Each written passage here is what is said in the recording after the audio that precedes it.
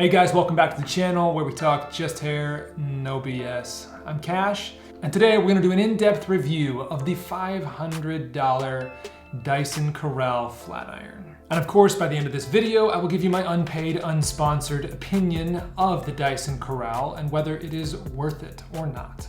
The claims that Dyson makes regarding the technology in this tool are unbelievable. So I scheduled a call with one of Dyson's engineers and asked every question I wanted to know, and I'm going to share that with you guys today. So let's get started.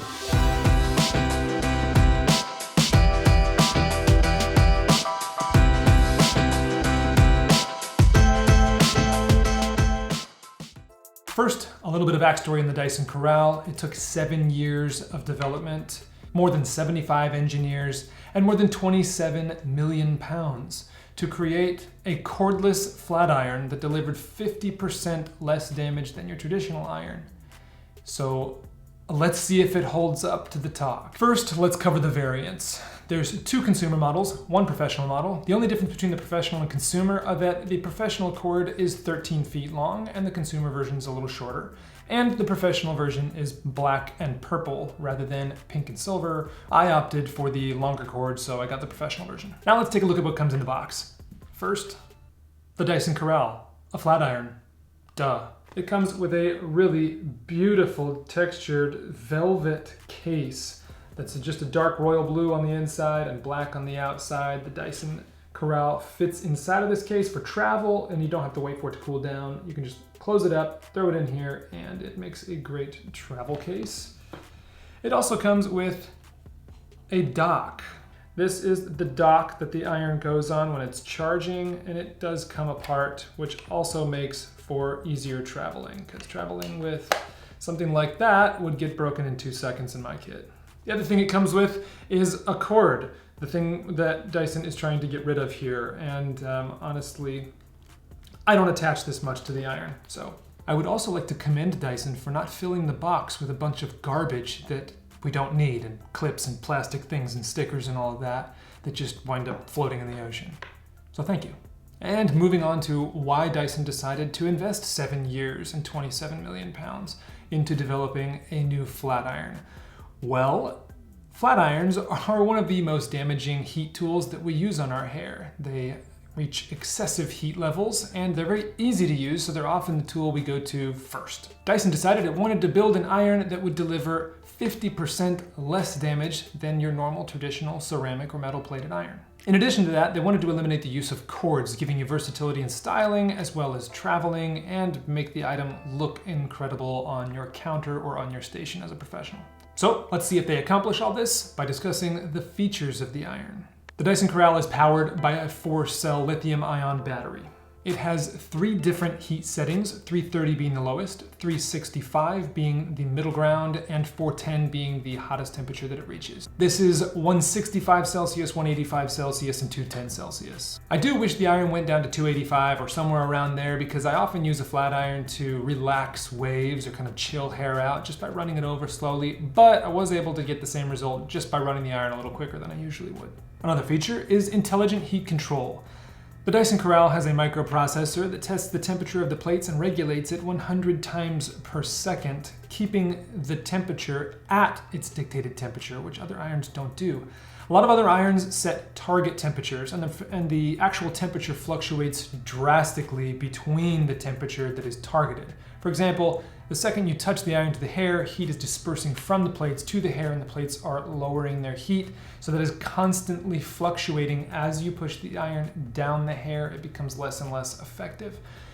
The Dyson Corrale claims that this is not the case with the Dyson. It maintains an incredibly constant heat temperature so that you get an even ironing all the way through, allowing you to flat iron your hair with far fewer passes.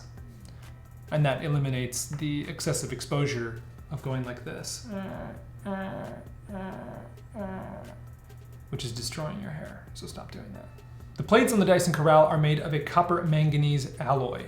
Copper, as we know, is a corrosive material, but also a really great conductor of heat. The 3rd best conductor known to man, I believe, second only to diamond and silver, which that would make this iron really cost prohibitive. So copper it is. But You can't just put copper on something because it does corrode. So what Dyson has done is made a patented alloy of manganese and copper. Manganese is the element inside this alloy that is reducing its ability to corrode, which means you can iron your hair over and over again with all these products and not risk your iron turning looking like the Statue of Liberty or getting a bunch of brown burnt hair buildup on it. The copper plates are also 65 microns thick. That is the width of one hair strand, allowing the plates to bend over the curvature of the amount of hair that you are running through the iron, giving you a far more even result when you are using iron. This allows the iron to be far more effective at lower heats than traditional irons because traditional irons have chosen to use materials that have far lower recovery rates, meaning they can't heat up or cool down quite as quickly as a 65 micron thick piece of copper or manganese. The Dyson Corrale has an OLED screen that lights up and indicates to you the battery charge as well as the heat setting that you would like to apply. All right, let's see how fast this thing heats up. We're going to turn it on. And now we're going to select our heat and start our timer.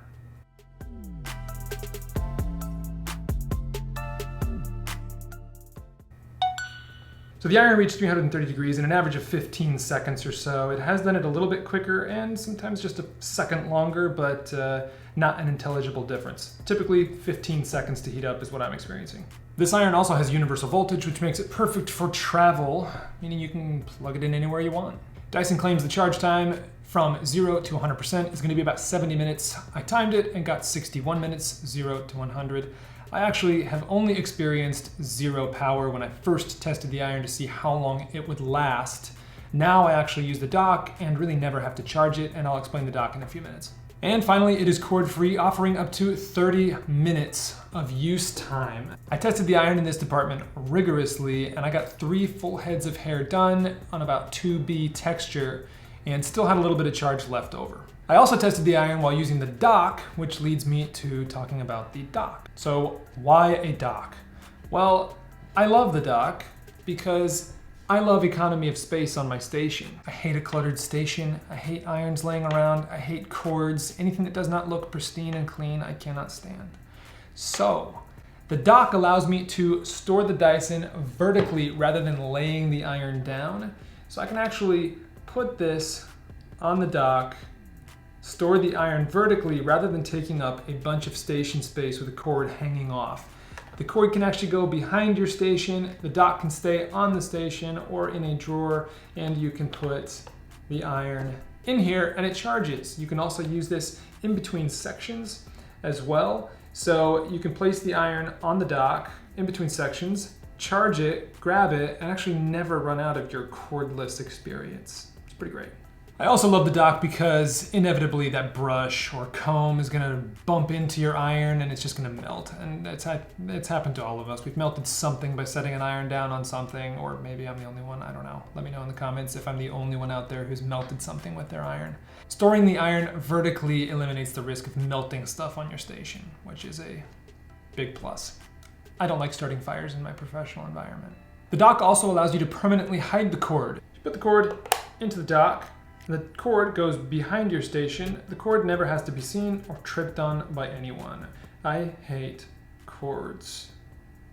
They're hideous, they're dangerous, they look like garbage. All those claims and all those wonderful things about the iron, let's put it to the test. Let's start by doing a strand test, and then we'll do a full style and see how it lasts. The first thing we're going to do in our strand test is to turn our iron on and set it to the lowest heat possible. This is 330 degrees in this case. Then we'll grab a comb and make sure that there are no tangles or snags in the hair. Place our comb underneath the strand and slowly move the iron down the strand. And we'll see what happens. All right, stiff as a board. So for 330 degrees, that is very impressive. There were a few hairs that didn't get touched by the iron, but let's crank up the heat to 410 on the other strand and see what happens.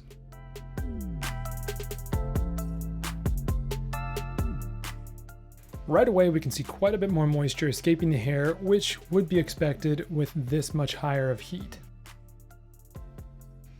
All right, let's go ahead and make a side-by-side comparison.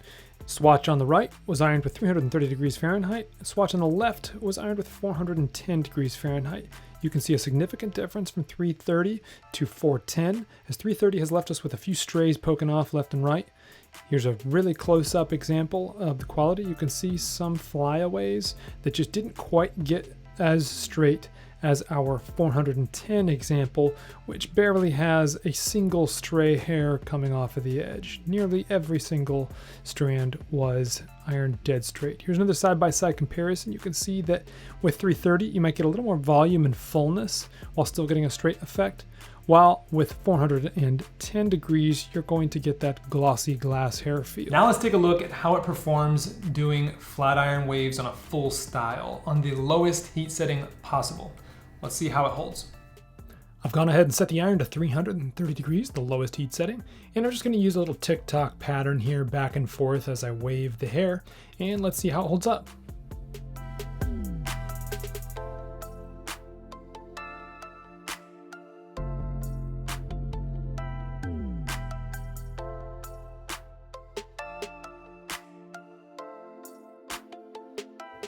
What I love about using the low heat is that it doesn't give the hair an overly ironed or stiff result. It leaves it very moisturized and soft feeling. A very natural type texture. And the final question, is it worth it? I think before answering this question, we have to ask a few more questions because it may be worth it to some and may not be to others. With a $500 price tag, let's cover the risk and reward factors. Question number one, how often are you ironing your hair? If you're ironing your hair less than 6 times a year, you may not feel like you are getting the return out of the Dyson Corrale that you would be if you were ironing your hair far more. The difference in damage from ironing your hair 6 times a year with a traditional iron versus 6 times a year with the Dyson Corrale will likely not be a very visible difference in hair quality. And over the course of 2 years, new technologies may come out. You may want the newest version. As well as over the course of those 2 years, if you did iron your hair 6 times per year for a total times of 12 ironings, you paid $41+ every time you ironed your hair. And I will leave that to you to determine whether that's worth it to you or not. Do you iron more than twice a month? If you do, then I do recommend the Dyson Corrale. While I have not tested the Dyson Corrale against other competitive flat irons or traditional ceramic flat irons for thousands of strokes, and then measuring the porosity, the diameter of the hair shaft, the negative ion charge of each comparing strand. However, after speaking with Dyson and seeing that they did stroke tests, testing the porosity of the hair, the difference in damage, they actually ran this iron testing the plates over a hair strand 422,000 times. The amount of study and intense engineering that went into this iron, and after seeing the reports and results that they have, does make me a believer. Do you already have damaged hair? Then yes, get this iron. Do you wear extensions? If you wear extensions and you iron your extensions often, then absolutely I recommend the Dyson Corrale because you will spend far more money over the long haul buying new extensions. We all know extensions don't grow back. The heat that you apply to them and the damage you put on them is permanent, and they must be discarded once they get too dry and start to tangle and don't blend with your hair texture. If you wear extensions often, then low heat is an absolute must, and the Dyson Corrale is a great option for flat ironing extensions. Are you a professional? As a professional, I feel it is my responsibility and duty to be able to educate my clients on the latest and newest technologies within the industry. I want to be a source of wisdom and education for my clients on all new technologies and all new ingredients and things within the industry that are coming out and being talked about. And this is a way I can improve the level of service I give my clients. I also want to be using the most effective tools, products, and methods on my clients so that I can deliver the highest standard of quality and results to my clients. That being said, as a professional, I have personally added the Dyson Corrale to my kit, as I believe there is currently no rival that performs nearly as well at this low of a heat. Is the Dyson Corrale an investment? Unless you're a professional hairdresser or a model or someone who gets paid because of their hair, Most hair tools and products are not an investment as they offer no financial return. But if a penny saved is a penny earned, let's break down the math behind whether the Dyson Corrale can actually be a financial investment. Your initial cash outlay for this tool is going to be more than $500. And that sucks. But is there a financial return over the long haul? As we've seen, the Dyson Corrale performs incredibly well at lower temperatures. And Dyson has conducted several tests that have proven that it reduces the damage caused to the hair by 50%. This will reduce your need for trims, masks, and all other sorts of remedies you'll need to pay for in order to hide or remove the damage that excessive heat from the traditional iron is causing. In my opinion, and being a low heat advocate, this is one of those an ounce of prevention is worth a pound of cure scenarios. I do believe that over time, money in a greater proportion than your initial cash outlay can be saved, creating the possibility of a net positive gain over time. This would mean healthier hair for less money, but you'll have to fork out up front. So what are my thoughts? I think you can probably tell by now. The Dyson Corrale is not a joke, and it isn't full of claims that aren't backed by massive amounts of money and testing. I love this tool and recommend it for most people who iron their hair often and are looking to save their hair from further damage or spend a little less on recurring expenses like treatments, masks, and cutting off your hair. For professionals, I advise that even if this does not become your go-to iron, which is very unlikely, that you should have it, test it, try it, and be able to advise your clients on whether it may be worth it for them. And that's it for today, guys. I hope you enjoyed this review of the Dyson Corrale. If you did, make sure to click that like button. If you guys love hair but are sick to death of the bullshit, then go ahead and subscribe because we'll be doing a bunch more how-tos, product reviews. And by the way, if there are any products that you guys would like for me to review, go ahead and leave it in the comments. I will do my best to acquire those products and run a full ingredient tool strand test myself and give you guys the results of whether the products are actually working or whether they're worth it or not. So until next time, ciao.